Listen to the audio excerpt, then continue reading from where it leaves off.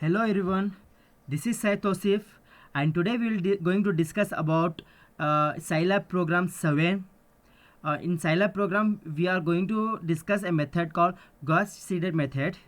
Okay, a Gauss-Seidel method is to find out the roots of a linear equation. So in this one we are using the linear system of equation using the Gauss-Seidel method. And in this one we are going to discuss a bit about what is linear equation, what is the use of linear equation, and one simple program, simple problem. Using this methodology we try to convert our this Gauss-Seidel method to a program. Okay, so we'll start now. Linear equation definition and everything will go for Wikipedia. So in this one it has simple meaning. In the mathematics, a linear equation is an equation that may be put in the form of this one. Okay, what it is there in this one. Okay, a1 x1 plus a2 x2 plus so on plus at the finally an into xn plus b is equal to some value.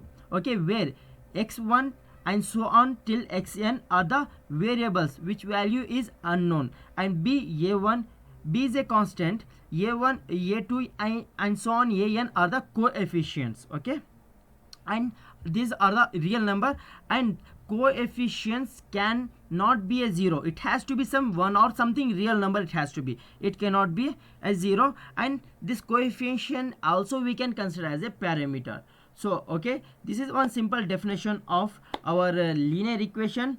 Okay, so when it comes the next topic, next section is what is our uses of linear equation. So one simple example in our daily life I will give. We are traveling for some distance, okay, from the unknown distance. So we want to calculate, we have to make a formula to calculate our total amount to travel a distance. So for a traveling a distance there will be a rate for per kilometer, that is nothing but a quotient a, and there will be some limit, fixed charge will be there, that is nothing but a b. Okay, so a and b we found. Now the total kilometer which is unknown, it is a x value. So using this one we create one formula. Okay, and after creating that formula, how much distance we will travel, if we put that value to the x, right, we will find out our amount. Even real life example, that also this linear equation are used by the medicals or the doctors to find out the level of some disease. Okay, by putting some variable values. Okay, they will form the formula and they will put the values and they will get that percentage of disease level. Okay, this is one another use. And moreover in computer science it is mostly used as a graphs, vectors, matrices, it is going to be used, right. After using this one, if we put some different values, we can use this one to transform a image, to give some virtualization. Okay, this type of uses is there in the in computer science. So now the example, we'll check for one example. This is one problem. Okay, x 5x minus z plus 5x minus y plus z is equal to 10, and another equation 2x plus 2y minus z is equal to 11, minus x plus y plus 4z is equal to 3. These are the three linear equations are there. Now we have to find out the root value for x, y and z. From each equation we will take one root value. Okay, example, from the first equation, as the coefficient of x is greater, so we will take x value to find out the first equation. We use the first equation to find out the x value. If it comes to second, in this one we have to find out the y value because the y quotient is higher, and at the last final equation we will find out the value of z because the coefficient of z is the higher in this equation. So to represent the equation in the Gauss-Seidel format, it is like this. So if you consider, if we are moving any elements like minus y plus z, if we are moving these two to the right side of a equal equation, the sign of each variable will be get changed. Example, y minus y become plus y, plus z become minus z. Okay, as phi is multiplying with x. So when we are transforming, or when we are moving phi into the right side of the equation, right, then phi will become in a it will comes in a determinant portion. Okay, so this way we have formed the Gauss seidel form representation, the form x, y and z. Okay, using this three formula for finding x, we are repeating our process until we find two consecutive same values. Okay, we will check how we will get a two consecutive same values. Okay, we'll check out for first statement. Okay, initially we consider the x, y and z value as 0. Okay, then we are treat it in this step y1 and z1 and x1, because this is the first step. So first we will find out the x value using y1 and z1. Now the y1 value and z1 value is 0, so we calculate the x1, that is 0 minus 0 plus 10 divided by 5. Using that x formula, we found x1 is 2. Okay, using a latest value x1 and the y value, we will find out a y1 value. Okay, using the latest value of x1 and the z1 value, we find out the y1. Okay, after using the x1 value and y1 new values, we will find out the z1 values. Okay, these are the just we are substituting the values using this Gauss seidel format equations. Okay, finally we got some values for x, y and z. So we are going to repeat the process using the new values for x, y and z, and keep on doing this until two consecutive steps value. Okay, step 1 or step 2, these are the two consecutive steps. If this output of these steps, right, the output is same, then we are going to stop the process. Okay, we are going to step 2 now. So in step 2, we'll use the latest value which is produced in the step 1. Okay, in this one we treat x2, y2 and z2. Okay, we are going to find out x2 using the output of step 1. Okay, we got a x2 value. By using a new x2 value, we will find out the y2 value. Okay, in this one the z value, which is a latest z value. Okay, using a latest x2 and y2 values, we are going to find out z2 values, and after that one we will check whether this x, y, z value or any one x value, especially x value, is similar to the previous one. No, it is not similar.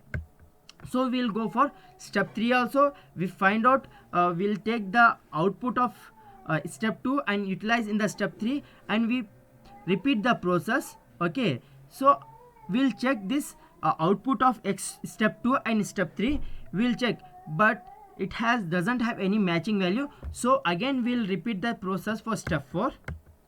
Okay, the same way the output of x3, that is x, y, z value of step 3, we are going to use in the step 4, and we repeat the process using the same formula of x, y, z value to find out the z value.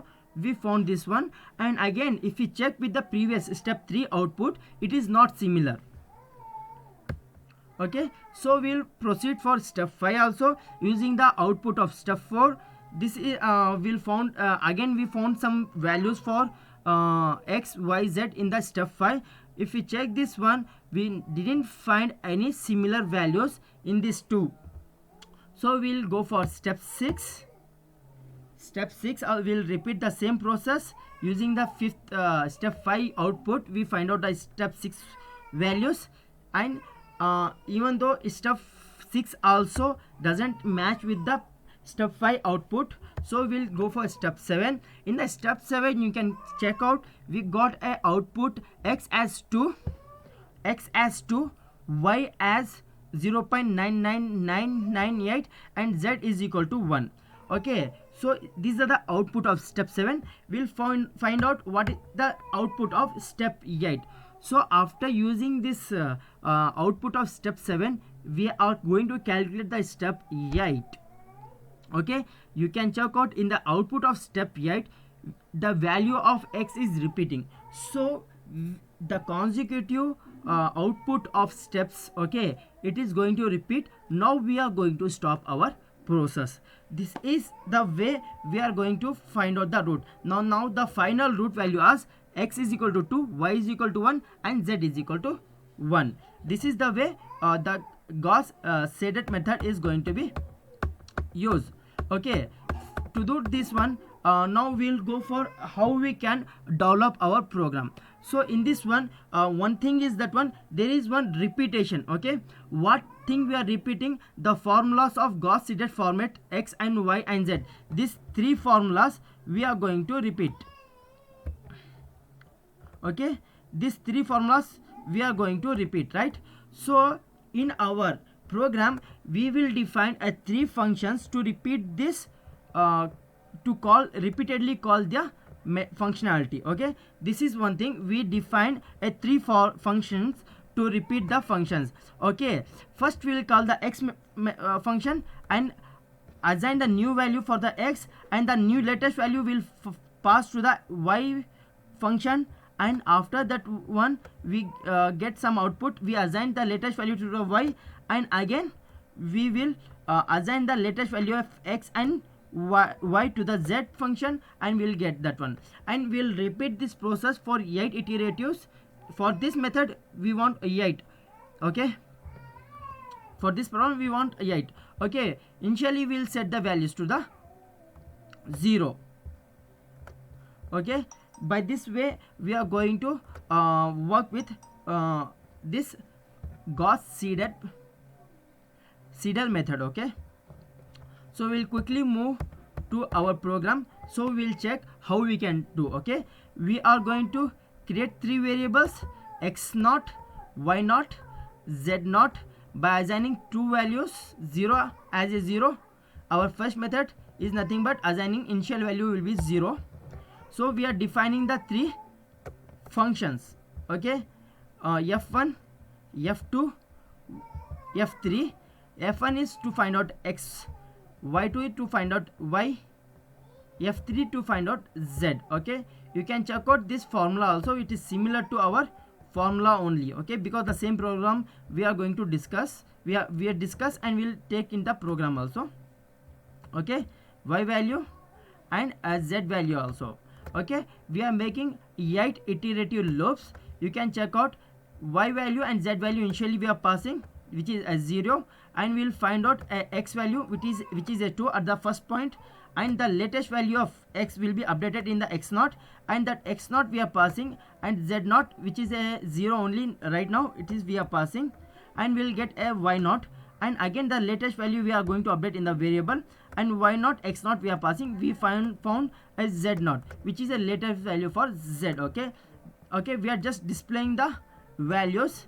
Okay, x0, y0, z0. Okay, after displaying this one, we are going to repeat the process with the latest value for 8 iteratives. We are going to repeat, and finally we are find after that 8 we got our roots. So for that one we are going to display the roots. This is our program. Now we'll quickly run the program. Okay, you can check out the program I have already written in this one. Okay, the same program I have written. So if we run this one, you can check out the values 2, 0.75. okay, and this values we are getting. You guys can manually do the program, manually do the problem solve, and you guys can check out the output of the problem. Okay, I hope the output you will get the same. Okay, so this is our 7th program in Scilab. So tomorrow we'll have a online class. Tomorrow is nothing but 18 April we'll have a online class to discuss the same program. If you have any doubt, otherwise we'll discuss some other part. Okay, thank you everyone.